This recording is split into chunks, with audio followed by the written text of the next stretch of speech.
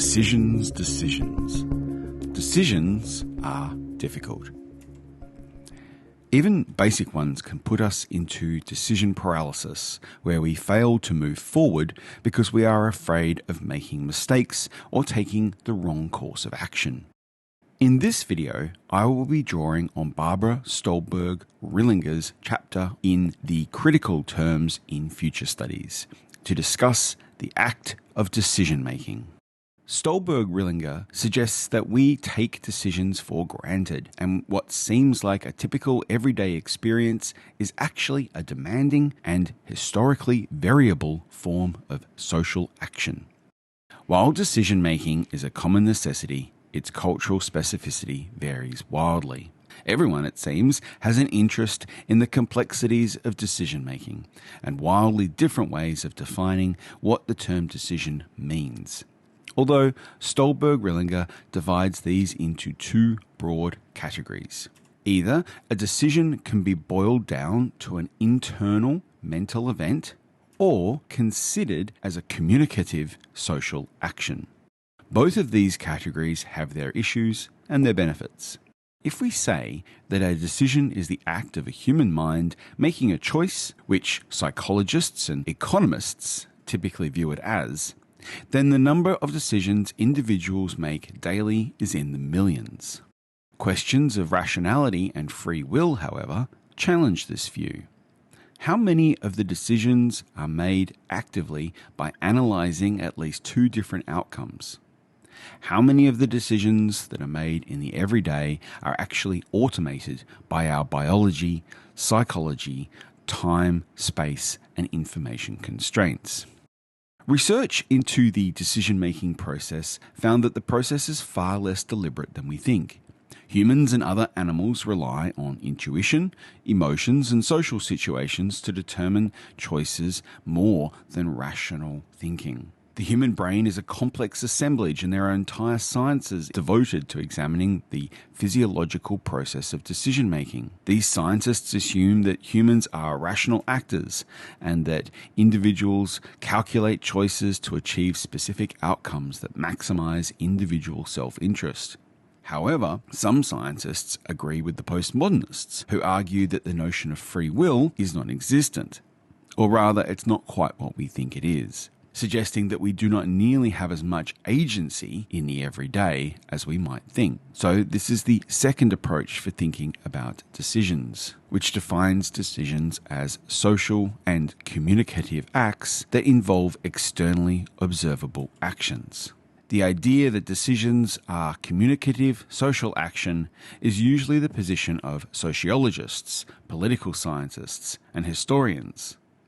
It means that even if a decision is made internally, it can still be framed as a historically contingent and culturally dependent. To understand decision-making as a cultural technique, we have to consider its location, its status, and its timing, and the broader network of cultural and social institutional relations in which it is made. The social and communicative model of decision-making does not deny humans free will or agency completely, but it understands that it becomes impossible to disentangle courses of action from the contexts in which they are chosen. Both models for thinking about decision-making are important because they recognize the role of the future. As Stolberg-Rillinger describes it, a decision thus cuts through time, separating the past in which there were still several options from the future, in which one option has been selected to the exclusion of all others. The taking of an option is only retrospectively defined and rationalized as the act of a decision. Looking back, an act may be identified as a deliberate decision where no actual deliberate choice had been made at all. Decisions are contingent on options. Decisions without alternatives are not decisions, but deterministic deductions. Explicit decisions are often more troublesome than not deciding at all, as Stolberg-Rillinger argues. A decision is socially divisive, and it may shatter an outward consensus by making visible formally tactical disagreements. Thus, explicit decision-making is always challenging. Once an explicit decision has been made, it tends to become narrativized and can gain its rationality retroactively in the telling of its story. This narrativity is a core experience of politics, and action is political when oriented towards producing and implementing collectively binding decisions. Stolberg-Rillinger describes decision-making as variable cultural technique because both individuals and collectives change over time, and decision-making processes vary within any given social setting and conditions. It can be observed by examining what is deemed a decision and what is identified as decision-making situation in any given context. The process of decision-making is institutionalized in many different ways, both formal and informal. What is deemed an acceptable decision can be limited by various familiar social, cultural, and institutional conditions.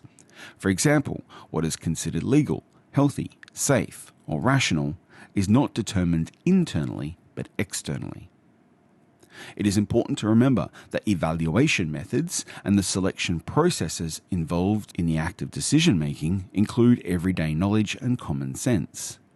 Furthermore, decisions involve professional expertise and experience. They involve normative consensus, historical patterns, and socially acceptable or non-acceptable emotions. Most importantly, decisions are usually retroactively justified as a narrative, and we tell ourselves and others stories about situations and consequences that involve decisions.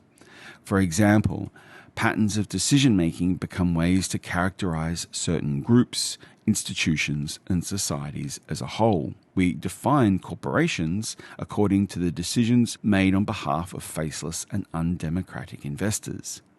We define administrations by their policies and their procedures, and we typically describe governments as democratic or undemocratic. However, as Stolberg-Rillinger describes, most current and historical modes of decision-making might be better described as deliberation or negotiation and not decision-making at all.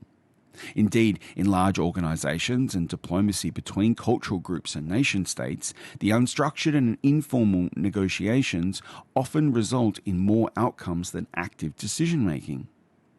Where there is a need to maintain social standing, such as honor or hierarchy, there is a great pressure to compromise and to reach practical consensus while feigning harmony. In some situations, particularly in governance and leadership, it is more necessary for the success of individuals to maintain ambiguity and indecision, although it could be argued that not making a decision is also a form of decision. It is crucial to keep in mind that establishing formal decision-making procedures, such as policies of institutions, make it more probable to arrive at a decision. However, it does not ensure that those decisions will be more or less rational. Any attempt at increasing formalization always increases informal circumvention. Institutionalism habituates formal decision-making procedures. It aims to produce rational results because this is symbolically stabilizing of the institution that has produced them. Elections, for example, are not only for electing a political candidate to office, but to confirm the legitimacy of the political order. Whether you view decision-making as an internal, biological, or cognitive process, or a historically and socially contingent negotiation, it is important to understand the act of decision-making and the role of indecision in order to avoid being caught in the self-imposed trap of decision-making. Because the higher the prospect of rational decision-making, the higher the expectation that it is both necessary and possible.